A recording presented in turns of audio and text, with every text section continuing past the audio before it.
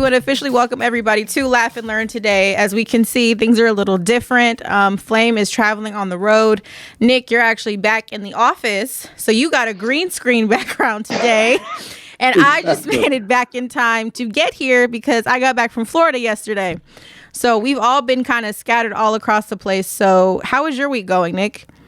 Lauren, it's actually going well. But this is one of the things, you took off. I think you took off like on Thursday, right? Wednesday night, yeah. Wednesday night, yeah. Because, when you were out there, Flame and I were talking, like, we got to make sure we keep that prayer cloth and prayer warriors out there for you because you're traveling away from home and things have gotten so crazy now and again, Lauren, I say this, I know you're a grown woman, but we still see you as young. Yes. So we sit there, we're like, we got to watch out for you just to make sure you're okay. So I'm just glad you made it back. But my weekend was pretty good. I didn't do anything outside of the norm. I was kind of here. I knew that we'd be coming back into the studio this week. So a lot of it was preparing for that and just trying to be in place for that and getting back into the mental space of actually, coming back into a real office and all of that. So yeah, but it was a good week. That's good. Yeah, for me, honestly, I was more so concerned about traveling before the Derek Chauvin verdict came down. That was my main thing that I was concerned about. So the fact that it came down on Tuesday and then nothing crazy really erupted. And I think, as a whole, we all got the verdict that we wanted. I was able to fly on Wednesday, like with a sigh of relief. And plus I was going to Florida. Y'all know Florida is crazy. So it was, everything works and happens for a reason. I'm a firm believer of that. So I'm glad everything worked out for sure. And it was a successful trip as well? Oh my God, yeah. So I guess I can kind of update you because we haven't talked yet. I did the Florida AIDS Walk. This is from my other job, you guys. And actually we had an AIDS Walk and a music festival, all socially distanced in Florida, which... Some people had some things to say about that, but we got to stay safe. But the music festival component was actually with Little Kim and Trina. Yes. So I got to work with them, a very enjoyable experience. As always, events are very hectic, especially on the talent front. But overall, it was so successful. Kim brought her daughter with her, and they had a little moment on stage. It actually went viral. It ended up on the Shade Room with like over 4 million views and Hollywood Unlocked and everything else. So overall, it was a super successful event, and we actually raised $1.9 million. That is awesome. I think one of the things, too, that makes that so special is that both Trina and Kim have been in the game for a while. Yeah. They really are. I believe they are icons. They really help to kind of lay the groundwork for so many female artists in the industry, just beyond rap, just being female who are writing, producing their own material, moving forward and staying viable in a highly competitive field. The game is tough, so yeah, definitely. And the thing is, they're sweet and personable. That's always what I look for because I work with a myriad of people in talent, but Kim is a sweetheart and Trina is too. So I always appreciate, folks like that because, some people can be uppity like, oh, talk to my manager, don't speak to me. Absolutely. They were not like that at all. Hell, Trina drove herself to the event and was like, I don't need ground transportation. I'm fine. So they're really lovely individuals and special people to the hip hop game. So it was a special event. Catch up, folks, because I know you kind of keep an eye on everything there. Where is Flame today and why isn't she with us right now? Catch us up. So Flame is in Atlanta, which I'm sure some of you guys have already seen because she went live for her drag show yesterday. But Flame went to Atlanta because she had a drag show and she's actually on her way to the studio because she's going to be multitasking. She's going to do a live event with T.S. Madison and Sophia Kelly as well. So she's going to pop in on here for our hour and then she's going to pop over to the other show. But she's en route and of course Lyft has been acting crazy lately. So a couple of Lyfts canceled on her. So she's just trying to make it to the studio so she doesn't have any internet connection issues. But long story short, she's in Atlanta working. So you know what? I'm glad to hear that that's not just here. Everybody's been talking about Lyft and Uber have been acting really crazy lately. Because, for the longest, I didn't have a car, so I depended on Uber and Lyft. And things have really kind of changed. I'm not sure what has caused that change, but it's definitely been a problem even here. So I'm surprised that that's the case even in Atlanta. But clearly there's something happening with the system overall, if that's what everyone is experiencing. Yeah, I think it's across the board because it's just not Atlanta. There was issues with Lyft in Florida that I was having. Like, it's been everybody I know of just seems to be having issues. So I don't know what's going on with their system. I know people are biting drivers' necks and different things. So I don't know what's going on with Lyft. We see, and we talked, I'm going back to Flame here for a second. We see and talk to Flame multiple times a day. You and I both, it's just, But there's something about Flame on stage that I particularly enjoy, and it makes me fall in love with Flame all over again. And I don't know what it is. I've told Flame that. I said, you here with that hat and those glasses eating bacon, I don't know who that is. But Flame will say, I love it, Lauren. I love seeing Flame perform. And Flame did something in a pantsuit that, her stylist, I'm not going to say stylist, her designer, Martin Elliott, with whom she's worked for years. They go back and forth, but I swear, it's like if they're not yelling at each other, they're not communicating. It's not going to work if they're not yelling at each other. The magic's not going to happen. We know that. It's not gonna happen. And every time Martin pulls, I don't know how Martin does it, but he gets those clothes to fit like a glove, and it just looks fantastic. Yeah, Martin can sew his ass off for sure. I just got to be honest. He can sew his ass off. We got to say it right because it's impressive the work that he does. So in such a short period of time too. Yeah, and it's Flame just. I wanted to do this, that, and the other. Okay, and then he just gets at that machine and he just does it. Exactly. Absolutely. So I saw Flame pop up that she's here, but she's not coming in yet. So I'm gonna just keep inviting her. But in the meantime, I think we can definitely, start the show. All right. I want to start more so with like our less heavy topics. I feel like because it just seems like every week we've been having such a heavy show, but we just have to address what's happening in the world. Because I feel like if we don't have these, tough conversations, then, what type of content are we putting out? We have to really have intention and love what we're doing. So let's start with the lighter stuff. And then, if Flame pops in, great. Nick, but I'm going to turn it over to you, though, to get us started. If we circle back because Flame wants to join in on something, because Flame probably is listening and just can't jump in right now. Yeah. And we know how that goes. But, Lauren, you just touched on something because some of the feedback we've gotten, and I do take the time, you guys, I want you to know, I take the time to read the comments. And I've heard a couple of people say, it's the same show week after week. Everything is so heavy and you all used to laugh. And we still want to laugh. I think that Flame and Lauren and I would argue that, trust me, we want to laugh. We would love to do nothing but have a show maybe where we're talking about the Oscars or the NFL draft and all the things, but so much continues to happen that we both, that all three of us feel affects the community, that it's incumbent upon us to have the conversation because we know you all are having the conversation. And that's what Flame has always said from day one. She wanted Laugh and Learn to be a conversation. So join in, jump in, let us know. If you find a lighter moment, please share it. We beg of you to join us and help us to keep the conversation light and fun, but we also don't want to neglect our duty and the opportunity that we have with the platform to speak on things that affect the community. So I'm going to go ahead and just jump in there with something I feel like is a little bit. Wait a second. Wait, you touched on it. And I honestly forgot. What did you think about the Oscars? Before we get to, I know we're going to talk about Joe Biden in a second. What did you think about the Oscars? I got to ask you, Nick. You know what, Lauren, I watched a little bit of it and I'm going to tell you, I didn't hate it, but it didn't keep me compelled either, right? That makes sense. I think what I liked was, what did I like? What I liked was seeing Viola Davis. Like, I love Viola. There's something about her, just her comfort in her skin, her struggle, her story, all of that just works for me, right?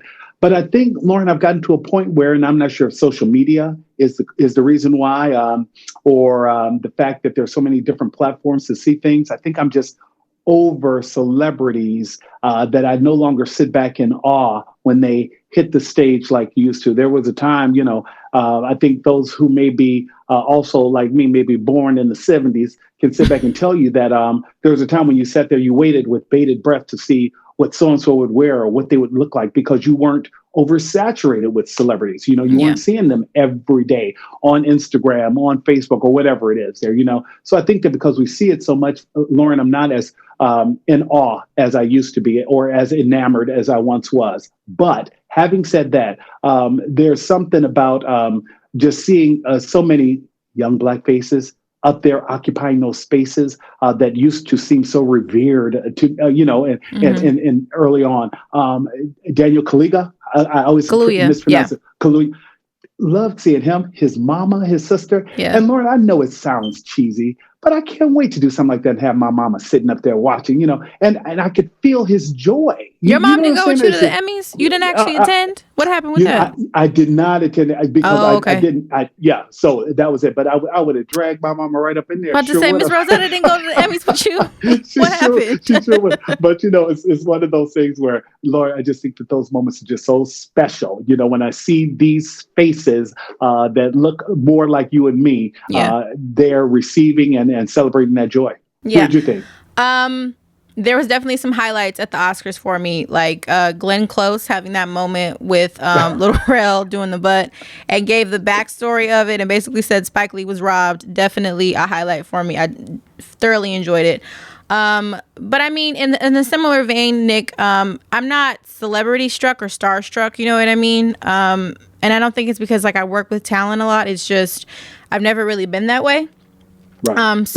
But I will say is what I do watch these award shows for is the fashion. I'm always like looking at like what can I gag at? Like what are the costume, designs? They are technically costumes to me, but what is the fashion looking like for the season of, the award season or whatever. So that's more so what I'm being attentive to.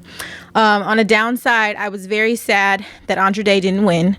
I really felt like she should have won Best Actress for that category. She gave an impeccable performance for Billie Holiday, and just her performance was just a parallel opposite for me from like Lady Sings the Blues with Diana Ross, because while it was a true story of Billie Holiday, it just what Andra Day did, it was just a different raw form that I saw Billie Holiday in a different light, and it wasn't anything negative. I thought it was something positive in a way, despite all of the turmoil and tragedy that she had to go through. So I just really felt like Andra Day didn't get her flowers last night. So Lauren, it was very upsetting. I think we're talking about two very different movies, and both can be great and both can be celebrated in their own way. Absolutely, I agree. Yeah. It's like The Wiz is not The Oz, is not The Wizard of Oz. Yeah, right? It's not. Those are they're two very different things. Absolutely, I completely agree. And of course, Chadwick Boseman got robbed.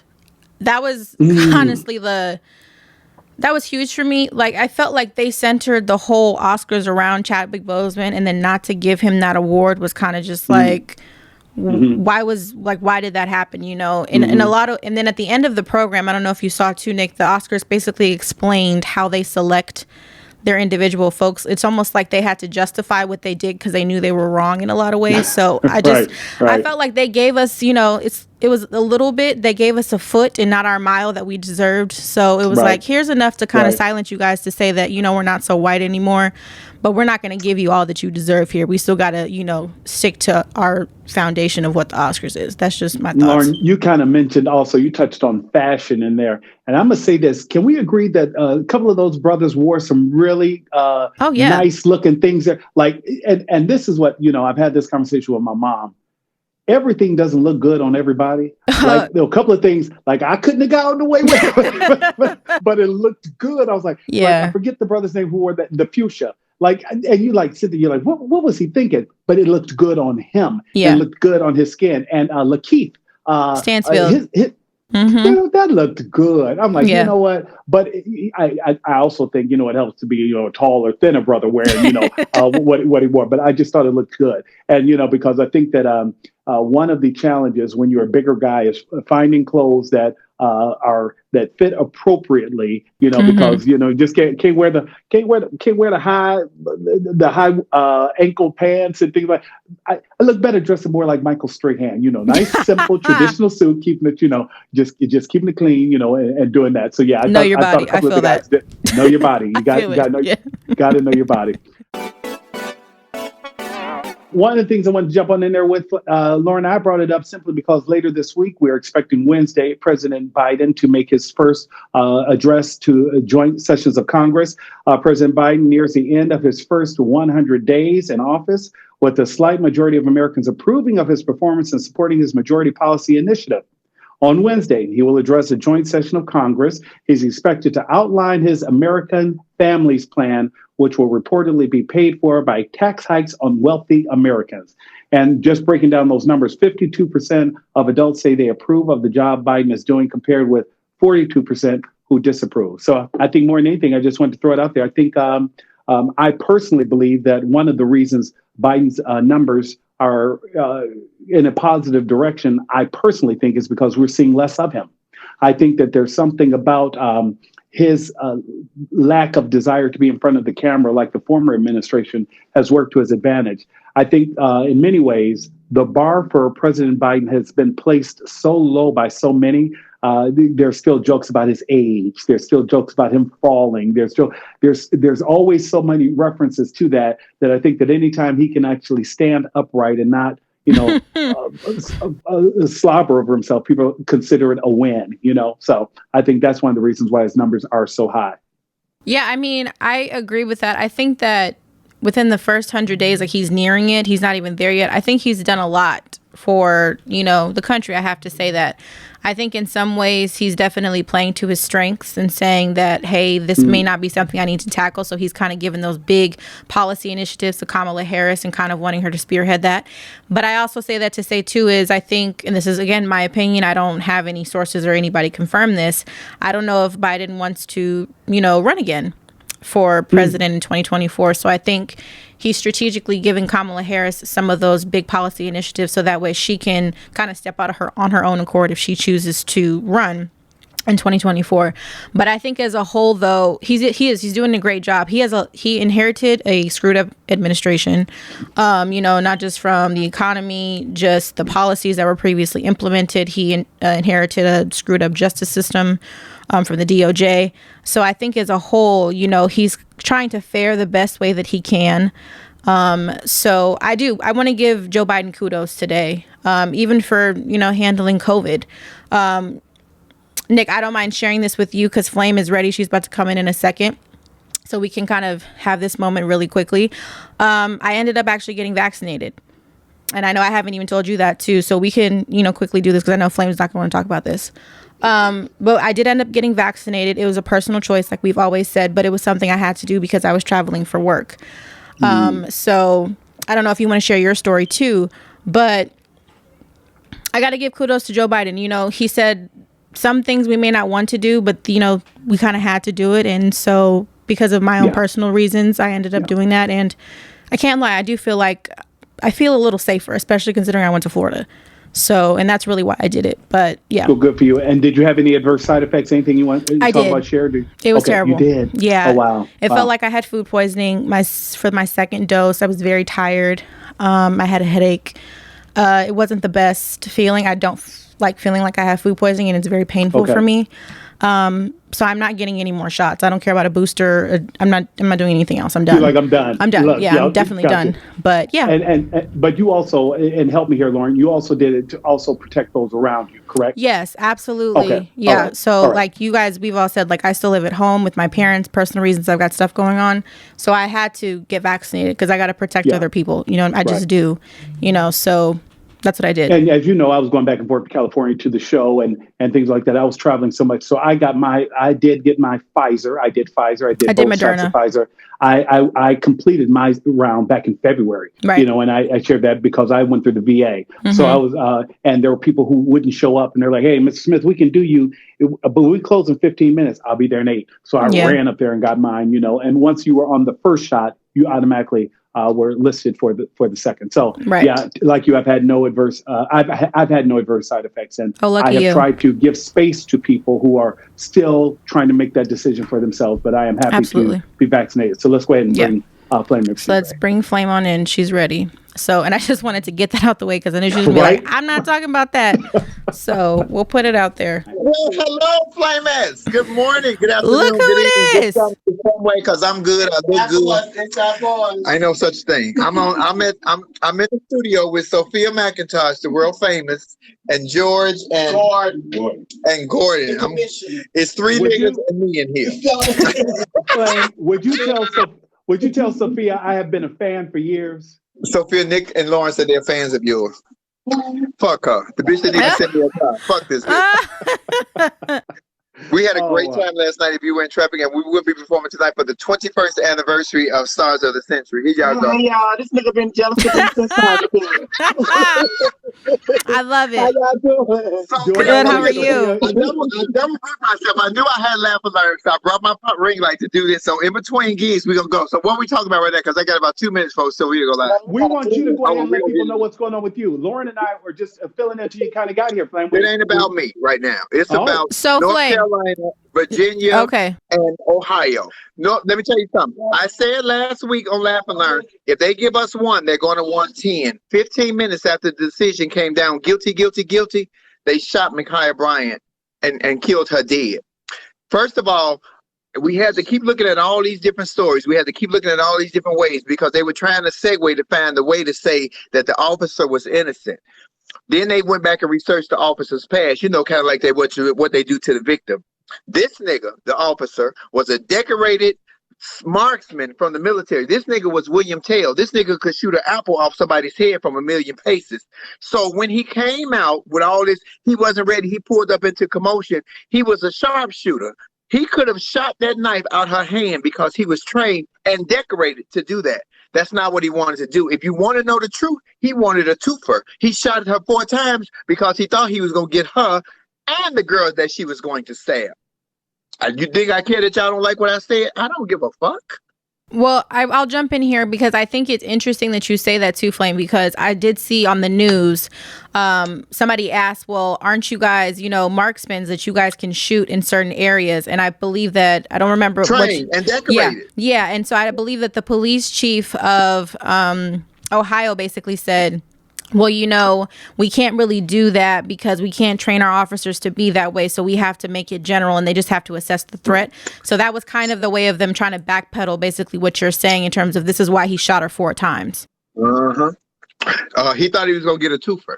Mm-hmm. So those who are joining, Flame was talking about this spate of violence that we've had. And we're talking specifically about the shooting incident with Ma'Khia Bryant. Ma'Khia Bryant, on the same day that the verdict came down in Minneapolis and found a former police officer guilty of murder, and George Floyd, a 16-year-old girl was shot and killed by an officer in Columbus, Ohio. Ma'Khia Bryant was shot Tuesday afternoon by a Columbus police officer responding to a call for help at her foster home. Authorities quickly released the body cam footage and the 911 calls, and they identified the officer immediately as Nicholas Reardon. And Flame mentioned, Lauren, how, he was a sharpshooter in the military before joining the police department. Mm-hmm. And that has definitely been, I think what has happened more than anything with this particular case, I have heard more conversation about this one than I have some of the others. Mm-hmm. It seems to me that members are divided. I think that there are people who have felt like officers for years have said that there are usually gray areas to these things. And I think this is the first one where people, even sitting back watching, have even said that, okay, this one is a little gray to some people. Some people don't feel as though this one is as cut and dry as, say, maybe what we saw when we saw the killing of George Floyd, that we know that there's no way to spin that in my mind. Speaking only for myself, I think that Derek Chauvin and George Floyd, to me, was, not to be callous, but it was very black and white. To me, there was no gray in that. I understand why some people are struggling with how they feel or what should have happened in the Ma'Khia Bryant situation. Well, my thing is this, as a whole, I'm tired of waking up and hearing about another innocent black young life being taken. That's just kind of where I am at this point. And I've seen so many, we're going to call them parallel videos, where, for instance, there was this individual, he actually had a knife. He was a white man. Police literally were trying to lunge at him to protect him with their bare hands, so that way they didn't have to, discharge a taser or fire their gun. And this man was actually lunging to stab these officers. He wasn't shot. He wasn't killed, but he was this old white man. So, of course, there's privilege there. But yet again, we have this young white officer that's going into a black neighborhood, just sees that Ma'Khia Bryant has a knife on her and decides to shoot her. And the unfortunate thing is this whole situation erupted because apparently the sisters were fighting over who was going to clean up the house.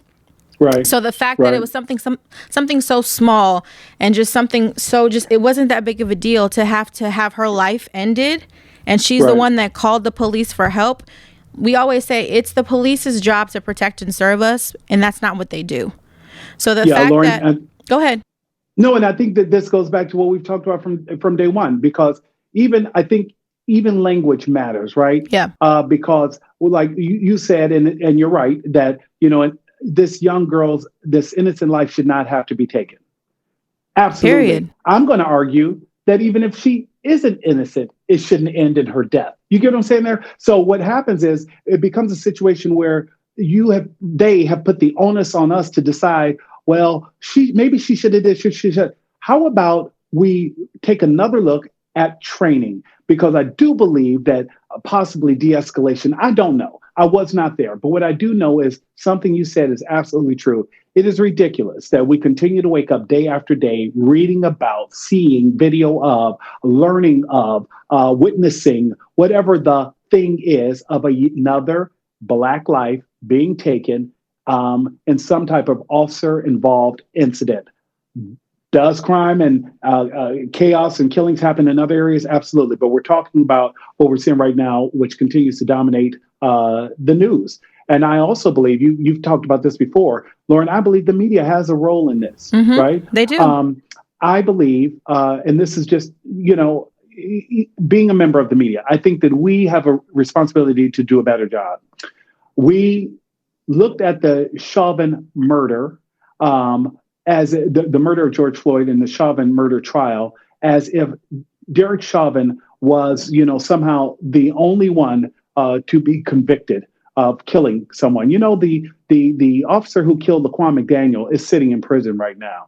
And we should have said that what we need to do, media, is recognize that we need to be reporting on all of these stories so that, because I felt like so much weight was put on this. And Lauren, had this trial not ended the way we all thought it should have, I think the city would have actually erupted, And I think that because so many felt as though nothing has been done or that finally, and Flame touched on this, I think that we've got to do a better job of asking more of our officers. We have to do a better job of asking more of those who employ them to have them properly trained. There has to be something other than every interaction with an officer ending with the loss of life, particularly those of color, period. It just can't be the norm.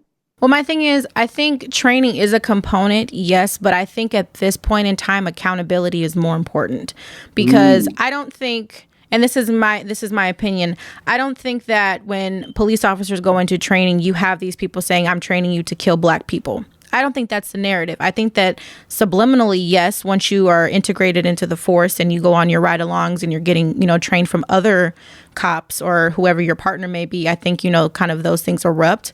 But I think at this point, accountability has to be more so at the forefront than the training because cops aren't held accountable. We've talked about qualified immunity, even to the point where Amber Geiger is trying to appeal and overturn her conviction this week of Jean Botham, that she got these 10 years saying that, it was unjust and it was unfair because, she was having a bad day. So accountability and qualified immunity at this point are going hand in hand for me. It supersedes the training because unless those two elements are actually addressed, the training is kind of null and void. You can train someone to be a great officer, but honestly, if they're racist, like Flame has said, you got Crazy Billy going into these urban communities, not knowing how to de-escalate situations because they're just scared all of a sudden, by their circumstances. It's not going to work. It's just not. So that's more so what I want to see. And I think go ahead. No, we talked about, we're talking about these incidents. We literally were just talking about President Biden.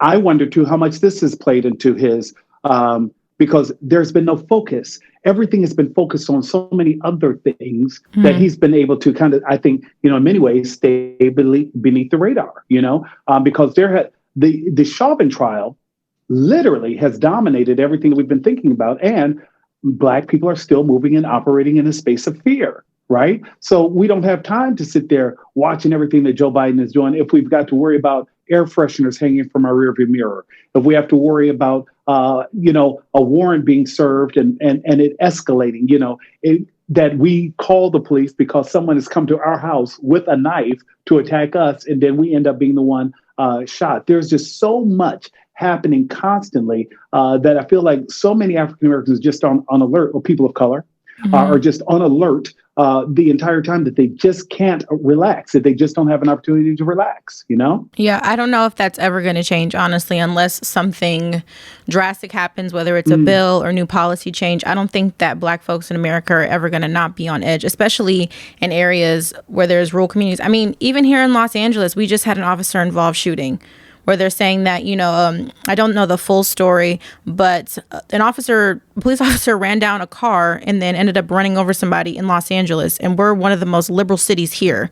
So, and I don't know the full story. Yeah. So guys, don't quote me on everything because it's not a topic, but I'm just saying across the board from, if you want to talk about blue states and red states, policing and officer involved shootings and police brutality, it's across the board at this point because it's happening too often. Like I said, I'm tired of waking up and hearing about another case. We can segue this into Andrew Brown, of what just happened today. I just saw that the officers refused to release the body cam footage. Now all of a sudden they did. They let the family view it, and it's only 20 seconds of what happened. So this is what we talk about, holding people accountable. So Nick, if you want to break down this story too, please. Yeah, we're talking about North Carolina sheriff says that he wants the body cam footage of Andrew Brown Jr.'s fatal shooting to become public, but he was being overstepped by higher agencies. He filed a motion to have that video released. Brown, a 42-year-old black man, was shot and killed Wednesday by a sheriff's deputy as they tried to serve him with an arrest warrant. Meantime, body camera footage of that police shooting has been released. So now people are having a chance to actually see that. Lauren, I think this is something that definitely has become a residual effect of the Chauvin trial. Mm-hmm. I genuinely believe that the reason so many with Ma'Khia here are pushing to release video is because I think they understand that the best disinfectant is sunlight, right?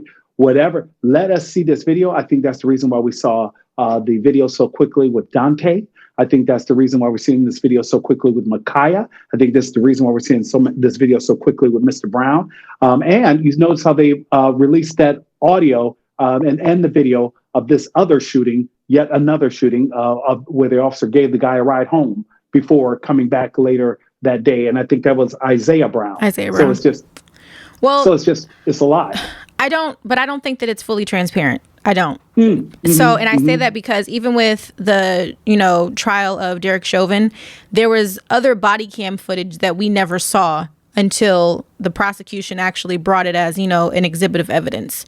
So they say that they're releasing this body camera footage, but in my opinion, I'm noticing there's always another angle or another video that's actually not being shown. And even in the case of Andrew Brown, this body cam footage that was released, it was only 20 seconds.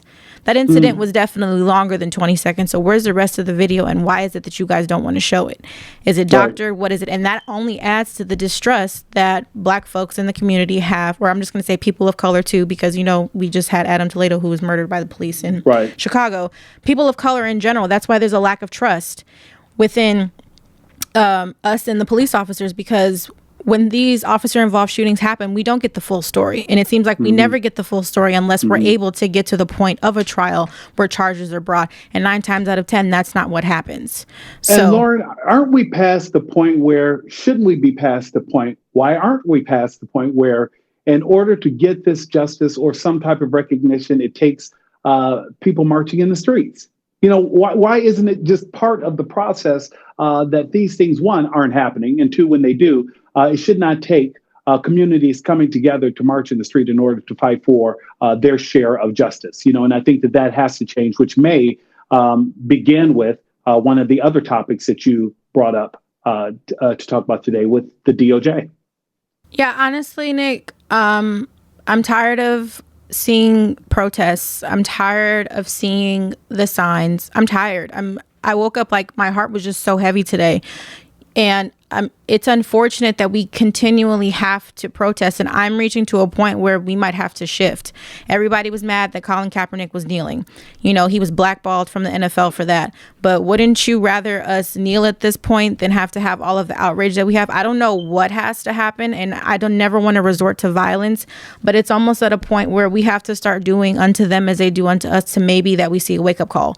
Chris Cuomo said that, cops are going to have to start killing white kids in order for us to actually have any type of new police reform in any aspect. And honestly, day by day, I'm really starting to believe that, because Black bodies just don't matter at this point. They're just proving to us more and more that they don't care about these Black bodies, especially kids are getting murdered now. Like, how do you have a 16-year-old girl that's robbed of her life, and then you try to poke at her and deny her of her childhood innocence? She's a child.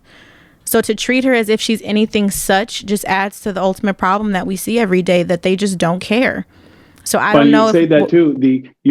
Flame and I, when we were first talking about this story, because one of the things that we're reading, young woman killed, young woman. I said, Flame, that young woman she's like Nick. She's 16. A girl. She was not a woman. She was a girl. Yeah. And had her childhood innocence robbed. that's just how I feel. I just don't know if marching is going to be good enough anymore.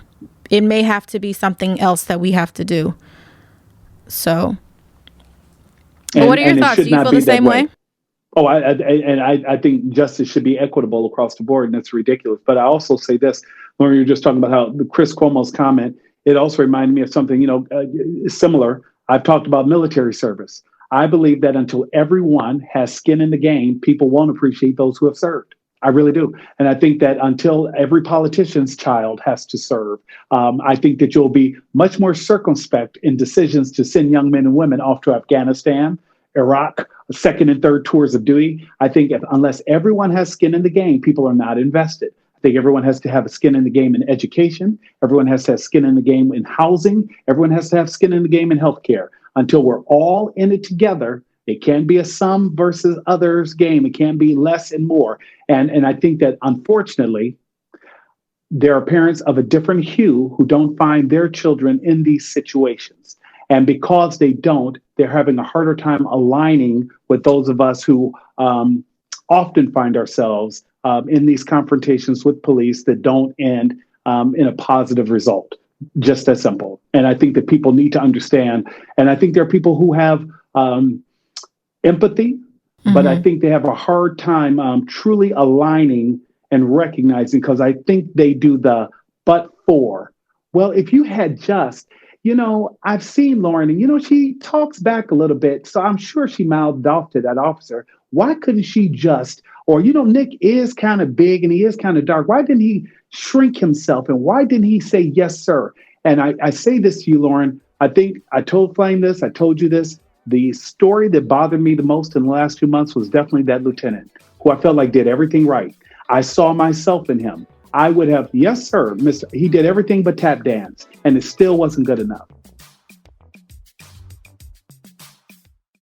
I'm going to open it up to the Flamettes. I know somebody that wants to come in here specifically because she's been throwing flames up this entire time. Hey, Miss Jess, how are you? Hi, Miss Jess. Hi.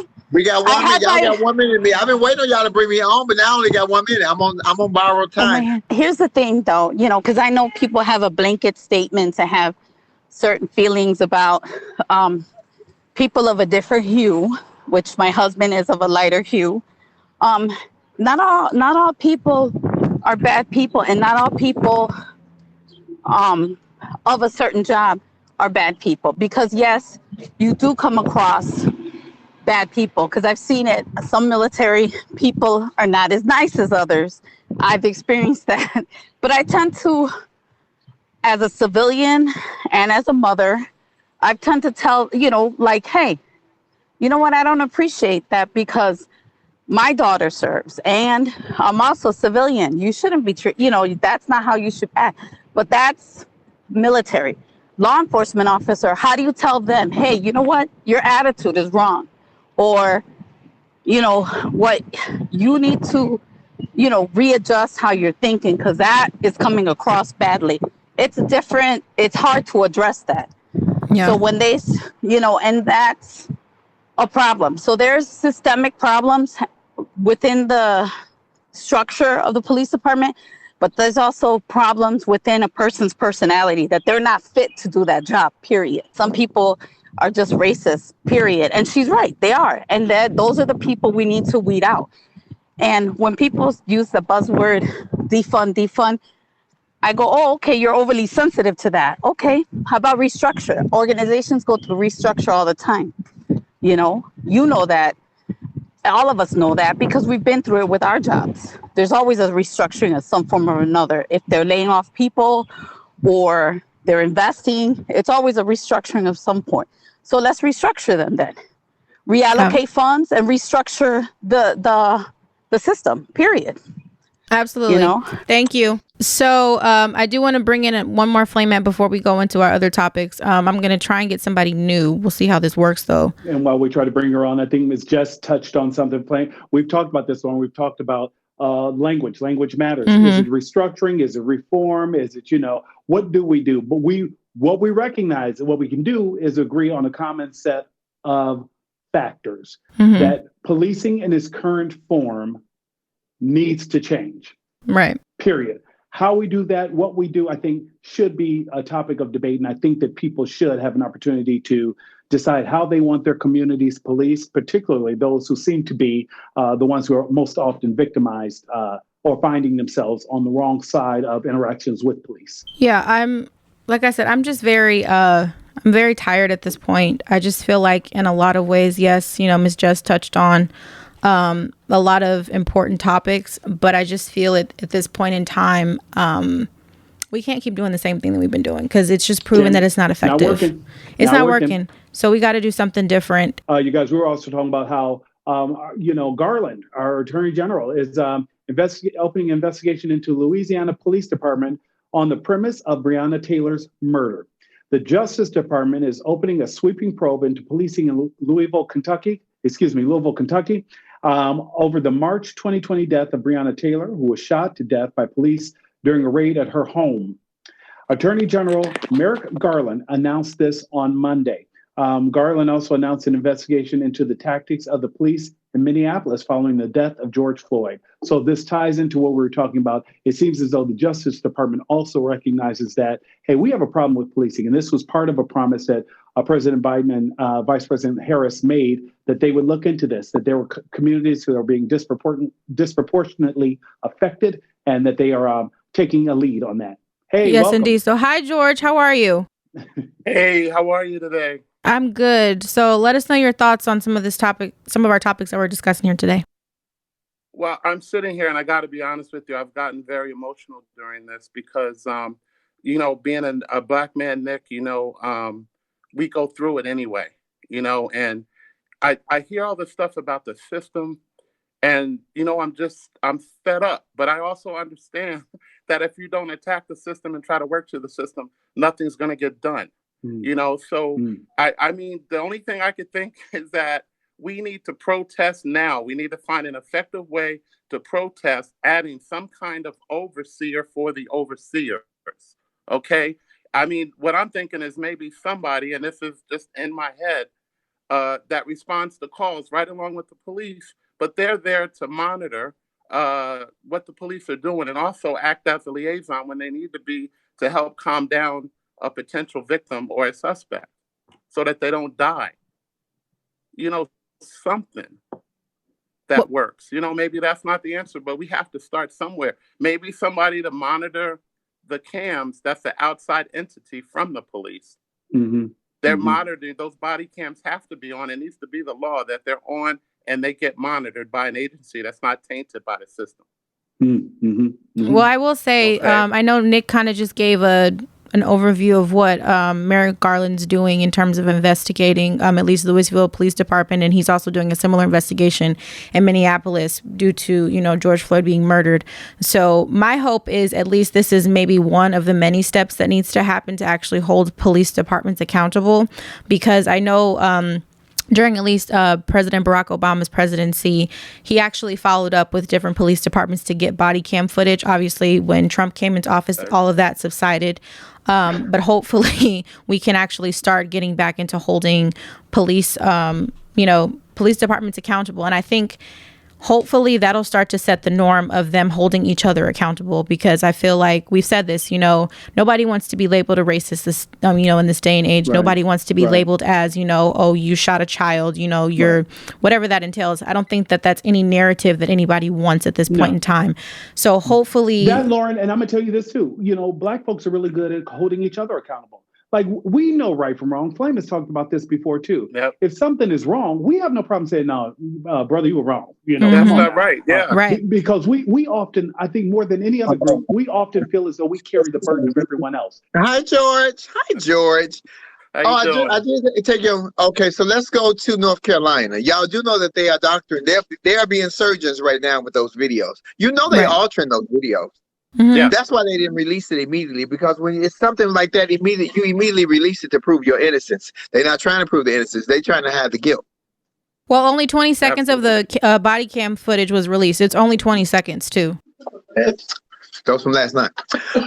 It's bullshit. Let me say what I got to say. It's bullshit.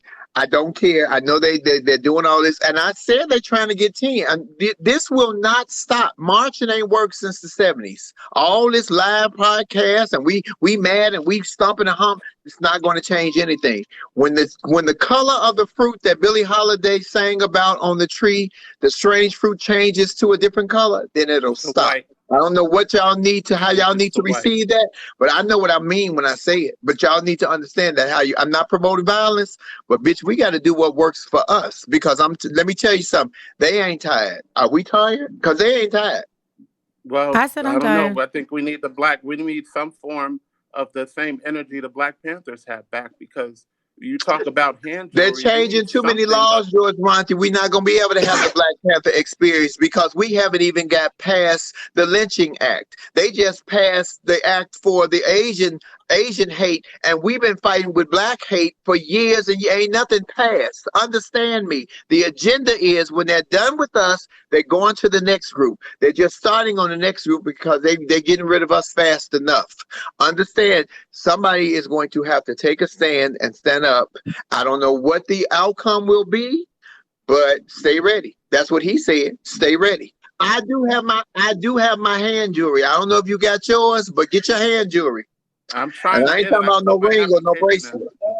No, Flame, I think that is something, though, that we should acknowledge is that the Emmett Till anti-lynching bill has still not passed, and it's been over 200 years. And while any type of hate towards any race is not acceptable, but in some ways, and we talked about this too, in terms of, allyship, that it seems like, Asian hate has become more prevalent, and it seems like more is being done on that front than what has been done for Black folks, because we've still been fighting this fight for so long. So I definitely hear what you're saying.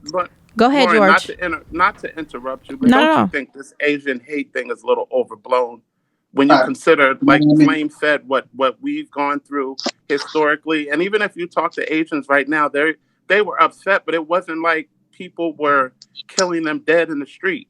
You know what I'm saying? And they never marched, and they never protested, and they never rioted, but they got their bill passed. Understand me. Well, I'm going to say this too, though. If we're really just going to talk about it in systemic racism, the Asian community is not viewed as problematic for our society, meaning that, and it goes back to even some of the turmoil that we have between, the Black community and the Asian community.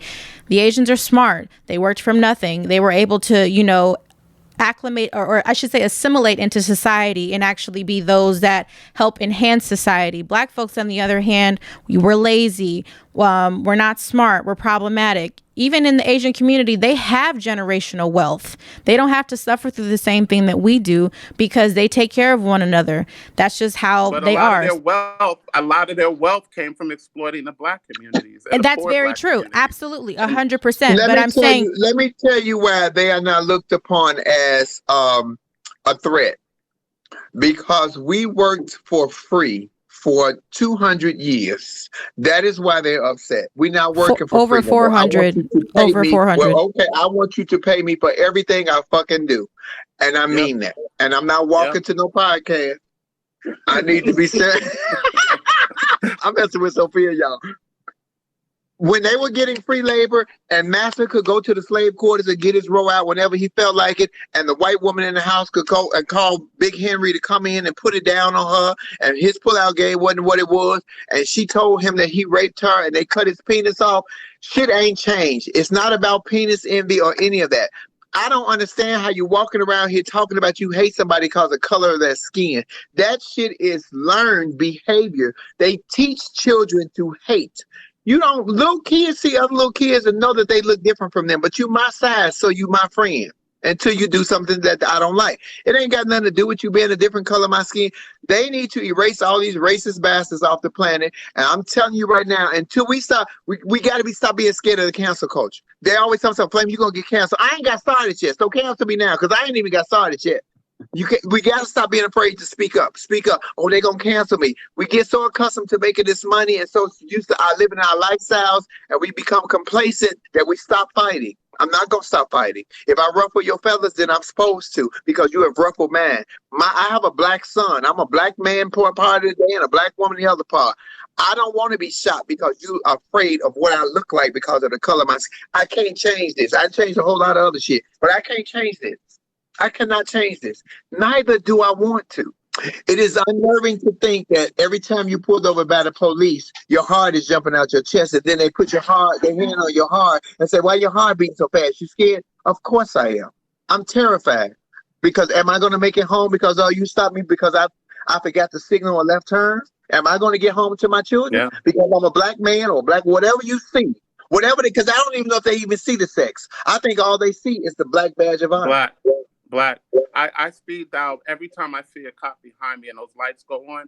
I speed dial my family. I have it programmed into my phone now because you just don't know. And I'm tired. I'm sorry, George. I don't mean to cut you off because I only got a couple of minutes. I'm tired of apologizing. I'm tired of well, they're gonna do better next time. I'm tired of forgiving. I'm tired of taking your shit. When you talk crazy to me, I talk crazy back to you. If I can only die once, but so can you. So on that note, George, I do want to say thank you so much for chiming in. We're going to keep Flame just a little bit longer because she's busy, but we appreciate you coming in and joining the conversation. Love you so guys. thank you Love so you much. Bye, my Georgie Porgy. Flame. So Flame, since we got you for a couple more minutes, I'm going to turn it over to you to see if there's any other specific topic you want to discuss. I want to talk about Georgia. I mean, not Georgia, because I'm in Georgia. I want to talk about California. Who y'all voting for governor? Okay, so let's take it there. Hold on, he hasn't been recalled yet, so we don't even know that that's going to happen. No. I'm He voting has for Gavin Newsom anyway. That ain't what I'm talking about, Nick. I'm talking about this other Caitlyn nigga that Jenner. want to run for governor. So to The start, microwave training, that nigga. so let's start. So there has been enough signatures on the petition to recall Gavin Newsom. Let's start there. So that is a thing. Has he been officially recalled? No. Right. But there are enough people in California that are upset with this man that now we have somebody like a Caitlyn Jenner coming to say, "Oh, I'm going to run for governor." Let's go to her. Let's start at her source. Go ahead. This is the same trans woman who the SB gave a courage award for wearing a fucking dress. First of all, if you're gonna give a queen a award for wearing a dress, at least let a bitch wear cute dresses. That should have been me. I wear cute dresses. That's first. Secondly, courage for what? For coming out and becoming a microwave trainee in 20 minutes to say that you are standing with the LGBT community. She has never done anything for the community. She did shed light on the community, but RuPaul has been doing that for years. And that's on the gays, not on the trans girls. And she was supposed to be a trans girl. That's second. Thirdly, she said she was a Republican. She got right on Diane Sawyer when she came out to say, "Oh, I used to dress up in women's clothes and go to bars." And now, being a tranny for many, many years, if you dress up in women's clothes and go to a strange bar, men are hitting on you because you a big old man in a dress. When they think you a big old man in a dress, they think you got a big old penis to match it. So all that she never had sex with a man was not one lie, not two lies, but three lies right in front of American people. Then she said she was a Republican. She lost me then because ain't no GOP ever wanted to do anything for the trans community. And I'm not talking about the gay community. I said the trans community. They are using this man or woman as a pawn to make a fool out of because they can, because the pimp, Kris Jenner, I said it, the pimp, Kris Jenner, then pushed this fool out there. Instead of Caitlyn Jenner running for office, she needs to stop running over white women in Malibu and killing them. Now, the family then got paid off and said that they still support her politics, even though she killed their auntie. Let me tell you something. That check cashed and cleared because that Kardashian money is long. I said what I said. I would not vote for Caitlyn Jenner because Caitlyn Jenner is not for the people or by the people, but she is about to be used by the Republican Party like a maniac. They're about to use her. I will vote for Gavin Newsom again. A, he good looking. B, he got plenty of money. And C, he Nancy Pelosi's nephew. And you know I love Nancy Pelosi. Okay, that's my piece. That's what I had to say. Mm-hmm. Well, I'll just say this. I hope that California as a whole has learned its lesson from our previous movie stars turned governors that have not gone so well, i.e. Ronald Reagan and Arnold Schwarzenegger. Or president, exactly. So hopefully California learned its lesson. But like Flame, yes, I will still continue to vote for Gavin Newsom. I understand that every governor has its issues, and he has been caught in some controversy, especially around COVID. But I'm not ready to recall him by any means. So Nick, go ahead and chime in. Yeah, and wait, before you come in, Nick, let me get, because I got 2 minutes. Let me get this point out. And here's the disrespect that came from the media. When Caitlyn Jenner killed this woman, because he ran over and killed this woman. I don't know if he's trying to put his lipstick on or fix his eyeshadow. I don't know what the hell he was doing. But when he ran over this woman and killed this woman in a car accident, Then he ran and got some breast implants. Don't you know that the news made the breast implants bigger news, headline news over this woman dying because he killed her in a car accident, and then it just disappeared. Now, had that been somebody black like myself, who don't have his means or his money or his reach and power, that ran over a white woman while trying to put on my lipstick that I don't have none on right now, I bet you the cars wouldn't have fell in my place. I could have went and got some titties. It wouldn't matter. I could have went and got titties and everything else. It wouldn't matter. I'm telling you, there are two different Americas that we live in. Everybody's afraid to speak up about it because everybody's worried about the cancel culture. You can't cancel me because I ain't got started yet.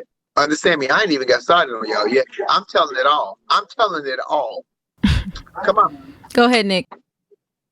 Well, the upside is, since Jenner is running, California, as we all know, loves their celebrities because many consider Arnold Schwarzenegger to be one of your most successful governors. And Ms. Jenner has also talked about the importance of recognizing that there are issues that affect the trans community beyond. It's about more than LGBTQ. Her exact words were, and we've heard some of this before, that there are bigger issues to fight for that include all people. Trans people are much more than the letters of the alphabet. Well, baby, let me tell you something. That means the bitch is stealing anyway. Because guess who said that on the Breakfast Club in November of 2019? Flame Monroe. I said they're not going to see us until we see us. And there's so many more issues for the trans community to fight over besides a pronoun or a bathroom right. And now she want to steal my shit. I wouldn't vote for that nigga in my name, boy name, girl name, cat or dog. No, thank you. Let me tell you something. And if y'all got any sense, y'all better stay away from that Kardashian coochie. Because I'm going to tell you something right now. Chris is the head of it. You know she used to mess around with O.J. Simpson back in the day. Let me tell y'all something. That coochie is tainted. It make black men cut off white women's heads. And it make white men turn into white women, i.e. O.J., i.e. Caitlyn. Okay, I'm out. Flamettes, I'll get you back. Bye. Bye, Flame. And just to put a button on it, the campaign to recall Gavin Newsom has not officially qualified for the ballot, but both sides expected to. Elections officials are sifting through petitions submitted by proponents to see if they contain the required 1.5 million signatures of valid registered voters. They expect challenges, and proponents say they submitted about 2.1 million signatures to make sure that they not only met, they exceeded the required number. Yeah, I did see reports too that the Kardashian family is not formally endorsing Caitlyn Jenner, and they said that they're not going to formally endorse any candidate. However, like I said, I just hope that California learned from its mistakes. I would be curious to see how this plays out, though. If Caitlyn Jenner gets 1.5 million signatures, no lie, I'm gonna be a little baffled. I really am. I'm going to be baffled. I think, though, Lauren, it's a state that loves celebrity.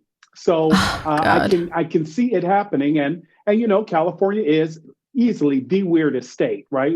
Great Don't Davis, throw shade. Great Davis gets shade. I lived there too many years. Trust me, I know. And I had a graduate advisor who said, Nick, it would be in your best interest to leave California. You need to go east. That's why I ended up going to graduate school in Boston. It's like, you've got to get out of California. I was spending too much time with Larry Kramer and the others and ACT UP and all of that. So I was deep in the heart of all of it and realized that something needed to kind of shake up there. But an election would likely be held in November. Mm-hmm. It would consist of two questions. Should Newsom be recalled, and who should replace him? And Newsom cannot put his name on the ballot to replace himself. So we'll see what happens. I definitely can say this. There'll be a lot of money thrown into it. You know that, don't you? Well, I mean, yeah, exactly. Caitlyn Jenner's got a lot of friends, so we'll see what happens on that. I'm talking about the ads you can expect to see on TV. Every other commercial will be an ad. Every other commercial will be an ad for the governor's race. I think Mary Carey is running. I remember, again, when recall of Davis, that all the celebrities came out. The one who, I forget, Gary Coleman ran for governor. Mary Carey, Angeline. Lauren, are you old enough to remember Angeline? Yes, I am, Nick. Angeline. So it's like everybody. I remember the billboards everywhere. Like, whoa, Mary Carey. So yeah, it'll be interesting to see how this all shakes out. Let's talk about Brett Kavanaugh, because the news that came out today, boy. Go ahead, Nick. Justice Kavanaugh ruled in a Supreme Court 6-3 decision that children can be sent to jail for life without the possibility of parole. The Supreme Court on Thursday upheld the sentence of life without parole for a juvenile offender in a 6-3 decision, rejecting arguments that such sentences should have additional limits. Justice Kavanaugh penned the decision for his conservative colleagues, holding that, quote, a sentencer will not have to make a separate finding that the juvenile offender was incapable of being rehabilitated. So it used to be that you had to say, oh my God, this person can't be rehabilitated. He's like, no, don't need to do that. We can go ahead and sentence them. Age ain't nothing but a number. I have to say that the fact that Brett Kavanaugh was leading this, I think, is an absolute joke, considering the fact of all of his mistakes and past transgressions that he's had, that even, came to light regarding him being. Remember, none of that happened, Lauren, because we never got the opportunity to have an official investigation. They never, allowed that to go forward. I think it's absolutely appalling that this man of all people on the Supreme Court is saying this, and to say that children can't be redeemable. And isn't it interesting, too, on the heels of Trump exiting the White House, a story that hasn't really been covered is the fact that Mitch McConnell took these past 4 years to line all the circuit courts, all of these racist white judges with these lifetime appointments. And now all of a sudden we're going to start to see all of these children who are people of color going to jail for life sentences. This has all been very strategic in what the so-called justice system has been doing. So the fact that Mitch started it, Trump laid out the red carpet for this to happen. And now you have Brett Kavanaugh, who is also another Trump pick, is saying all of these kids can go to jail for lifetime appointments. I'm appalled. I really am appalled. I think I'm going to say, I have asked this question. I wish Flame were here before now, because I do believe children are redeemable, but I understand where they are, because, we just talked about the 14 and 16-year-old in DC who carjacked that guy. Should they be thrown in jail for life or be given the death penalty? And I'm like, I think that there's space to save some people.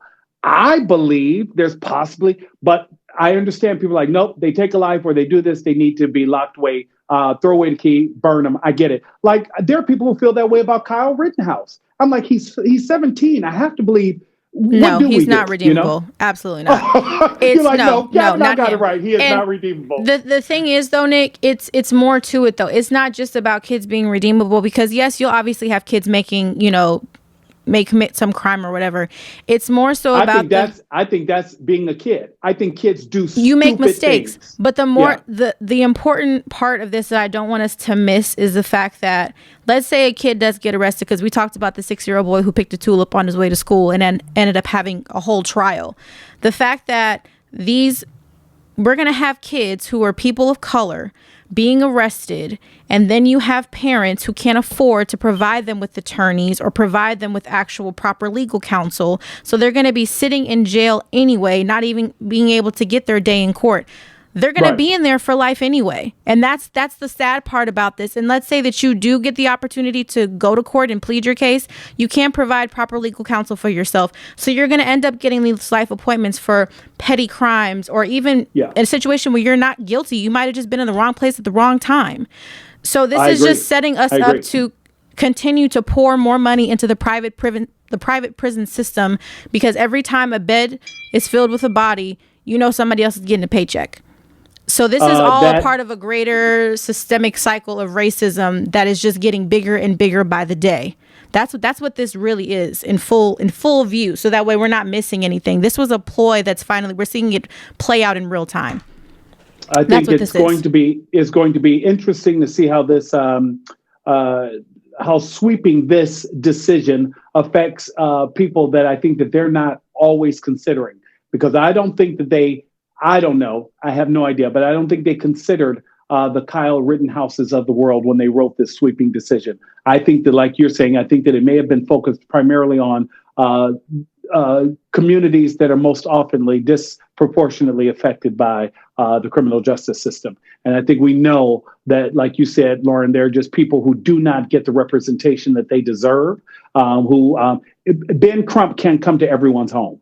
He can't. You're right. Yeah. And now, mind you, the minute, heaven forbid, I'm gunned down, or please connect him with my mother. We can, so that at least Miss Rosetta can get a check or two, and and do all right.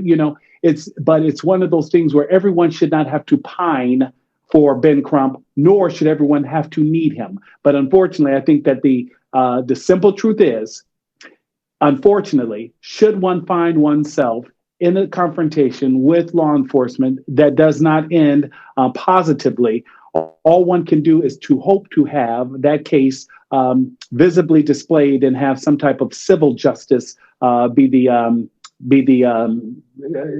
punitive effect landing on those who were the perpetrators. Yeah, That's and it. I mean, and I want to clarify too. I don't think kids can be redeemable. I think that's definitely a thing.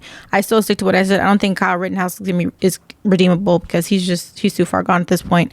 But my point in saying all of this is it's past kids being redeemable. There's a greater subliminal issue here than just kids being redeemable. It's more to that than at this point, based on what this Supreme Court decision was led by Brett Kavanaugh. So I'm totally with you. I'm not comfortable with children being tried as adults. Absolutely not. I don't believe a 17-year-old mind. I don't believe a 17-year-old mind is fully developed. Is Kyle Rittenhouse 17? My opinion. Yeah. Okay. He's a kid. No. I think he should be tried. I'm sorry. That was when in situations of like, intent. I'm sorry. In this situation, I'm sorry. We part ways on that. He's 17 and intentionally drove around state lines to shoot people. I'm so sorry. Yeah. No. Oh no, not go across state line. Bring guns across state line. He shot people too, though. Yeah. And get water and assistance by. Let's make sure we're clear. Hey, exactly. I'm the one who just shot that guy. Can I have some water? You okay? Yeah. Right. You mind if we go to Burger King? Because similarly, Nick, is Dylan Roof redeemable? Dylan Roof, but he's in his late 20s. So he was like 20 though when it happened though, right? I want to say he was like 25, 26. Like he was old enough where he knew better. Yeah. Okay. Yeah. Mm-hmm. Well, shoot, Kyle Rittenhouse knew better too. That was intentional. Mm-hmm. Thank you so much for joining the conversation. And we don't try to get anybody to change their mind. We just simply try to get you to use your mind because, as Flame will say, you got to have a mind in order to be able to use it. In her opinion, a lot of people don't. So anyway, but as always, you can find Flame on Instagram at Monroe Flame, or on Facebook, she is Marcus Flame Monroe Parker. On Twitter, she is Flame Monroe. Nick, where can everybody find you? At Nick Smith News on all social media platforms. Yes, indeed. And I am Lauren Armani H on Instagram, as well as Lauren Hogan on YouTube. And don't crucify me. I know I haven't uploaded a couple of episodes, but as y'all heard, we've all been very busy, but I'm going to play catch up this week for sure. So as always, thank you guys so much for joining us today at Laugh and Learn. We appreciate the input. As always, you guys can send Nick and myself DMs if you want to make some suggestions into some topics that we can talk about, or if you just have feedback overall for the show. As always, like, engage, comment, subscribe wherever you get your podcasts, and we appreciate you as always. And thank you for joining. We will see you guys next week. Laugh and Learn is a production of the Black Effect Network and iHeartRadio.